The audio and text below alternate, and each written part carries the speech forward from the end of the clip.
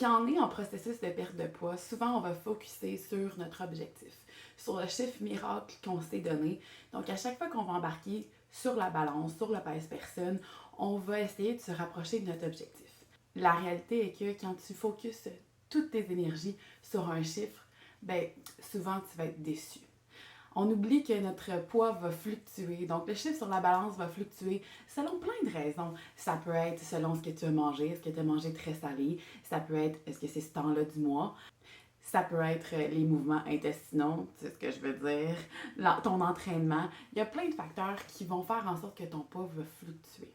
Donc, si tu focuses sur l'objectif seulement, tu vas probablement être déçu ou peut-être même découragé parce que si tu as un gros objectif à atteindre, le chemin pour t'y rendre peut être vraiment long. Dans cette vidéo, j'ai décidé de te partager 10 de mes petites victoires qui n'ont aucun rapport à la balance pour t'aider à trouver les tiennes. Mon nom est Shanna, j'ai passé de ça à ça. J'ai perdu 80 livres de façon autonome et plus de 50 livres avec l'aide de la chirurgie bariatrique. J'ai créé cette chaîne pour pouvoir partager mes trucs, mes astuces, mes expériences, mes recettes et bien plus pour que toi aussi tu aies du succès dans ton processus de perte de poids et pour qu'ensemble, on se motive et on reste motivé.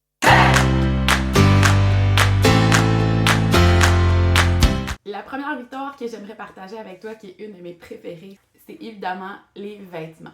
Je suis quelqu'un qui a toujours aimé de bien m'habiller, de trouver des façons un peu funky de le faire. Même du haut de mes 331 livres, j'essayais toujours d'avoir un style un peu différent. Évidemment, c'était beaucoup plus difficile de trouver des morceaux intéressants dans du 4X, dans du 5X, dans du 3X. Mais aujourd'hui, l'expérience est vraiment plus agréable. Et quand tu commences à voir tes tailles de pantalons, tes tailles de vêtements descendre, c'est tellement l'extase. Pour moi, d'entrer dans un morceau de vêtements extra large, ça a été une victoire à célébrer. J'avais pas fait ça depuis le secondaire, depuis que j'avais 16 ans. Donc, c'est la première petite victoire à laquelle j'ai accroché et qui m'a tellement motivée. Ma deuxième petite victoire que j'aimerais te partager, en fait, je l'ai célébrée il y a pas très longtemps. J'ai repris l'avion depuis ma perte de poids et c'était la première fois que je prenais l'avion depuis très longtemps que non seulement la ceinture me faisait, mais il y avait énormément de lousse. Dans la vidéo, je vous explique comment j'ai perdu 135 livres. Je mentionne un événement qui m'est arrivé où j'étais dans l'avion et j'ai dû demander une extension pour la ceinture parce que la ceinture de l'avion n'était pas assez grande pour moi. Donc, le moment où je suis arrivée dans l'avion et j'ai mis la ceinture et que non seulement la ceinture me faisait, mais il y avait du lousse, ça a été un moment tellement fort, je vous mentirais pas que je suis venue les yeux pleins d'eau. Puis j'ai célébré ce moment-là, même si j'étais toute seule.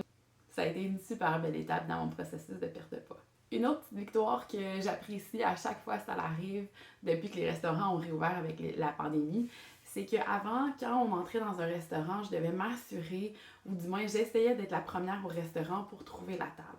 Pour quelle raison? Ben, c'est parce que si mes amis ou si ma famille choisissait une banquette, j'étais pas certaine que j'allais être en mesure de m'asseoir. Quand j'y pense, c'est tellement triste. Puis c'est quelque chose que c'est pas tout le monde qui vit. Hein, les gens qui ont jamais eu de problème de poids ont jamais eu cette pensée-là, mais moi, c'était quelque chose qui me faisait peur. C'était quelque chose que je devais organiser avant de me rendre dans un restaurant. Est-ce que j'allais entrer? Est-ce qu'il allait avoir assez d'espace entre la table et la banquette pour moi? Aujourd'hui, là, ça me fait un petit plaisir de choisir la banquette en sachant que non seulement je rentre, mais il y a plein de places. Mon fils peut s'asseoir sur moi et c'est vraiment pas un problème aujourd'hui. Une autre petite victoire, eh bien, c'est de me croiser les jambes. Du haut de mes 330 livres, même de 250 livres, 275 livres, j'arrivais pas à croiser les jambes. Souvent, on va associer les jambes croisées à la féminité, puis c'est pas quelque chose que moi j'avais fait. J'avais l'impression d'être volée un peu de cette expérience-là parce que j'y arrivais juste pas. Ou si j'y arrivais, ça me faisait mal. Dans le même genre d'idée, moi j'ai toujours rêvé là, de me tenir juste une jambe comme ça sur une chaise et c'est définitivement pas quelque chose que je pouvais faire. Donc la première fois que j'étais en mesure de le faire, ça a vraiment été un beau moment pour moi aussi.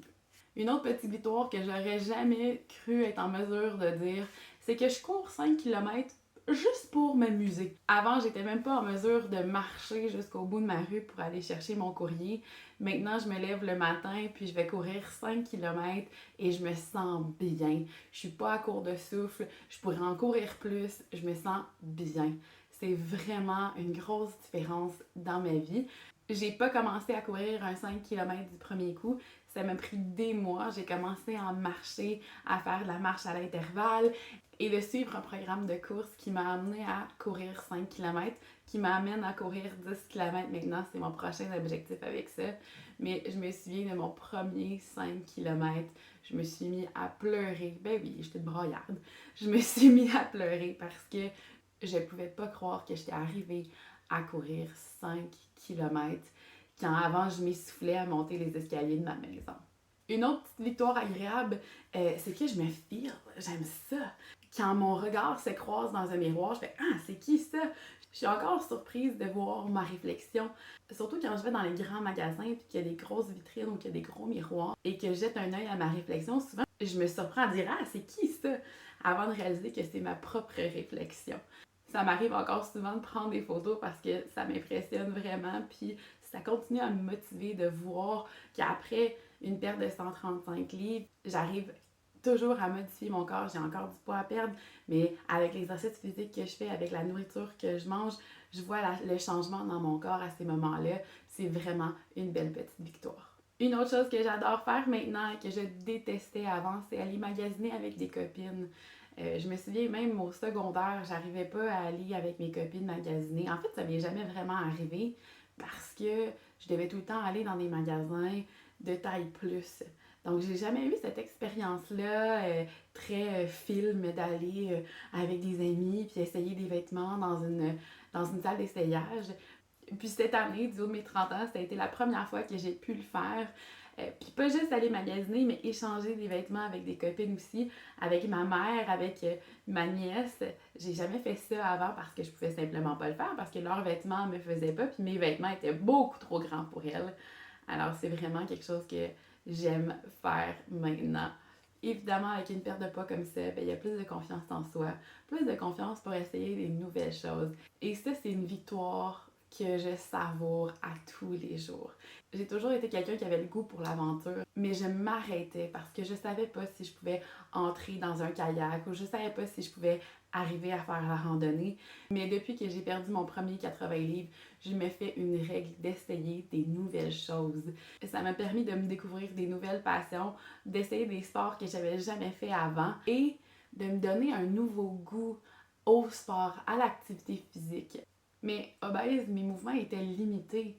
Donc, il y a plein de choses que je pouvais pas faire ou que j'avais peur d'essayer, sachant pas si j'allais y arriver. Alors, redécouvrir l'activité physique puis me trouver des nouvelles passions est vraiment un beau produit découlé de ma perte de poids. Et le dernier, bien, c'est les compliments. Je reçois des compliments à tous les jours par les personnes qui me connaissent, qui m'ont pas vu depuis ma perte de poids ou qui m'ont vu depuis un certain moment et c'est savoureux à chaque fois.